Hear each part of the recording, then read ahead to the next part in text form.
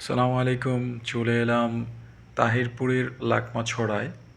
এটা মূলত সুনামগঞ্জের ট্যাকের ঘাট থেকে কিছুটা দূরে। তো এর নৈসর্গিক সৌন্দর্য বর্ষাকালে আরও বেশি ফুটে ওঠে। এখন যেহেতু বসন্তকাল এবং প্রায় গ্রীষ্মের শুরু হতে চলল, সেই জন্য পাহাড়গুলি অনেকটা ধূসর। এটা মূলত মেঘালয়ের পাদদেশ থেকে আসা একটি ছড়া, যা পাটলাই নদী হয়ে টাঙ্গুরার হাওরে গিয়ে মিশেছে।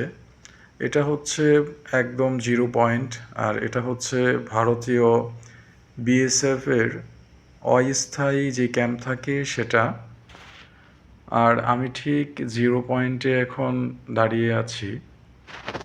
অলরেডি আমাকে সিগন্যাল দেওয়া হচ্ছে বিজিবির তরফ থেকে যেন ভিতরের দিকে না যাই, সেজন্য আমরা অনেকটা পিছিয়ে এসে পড়েছি।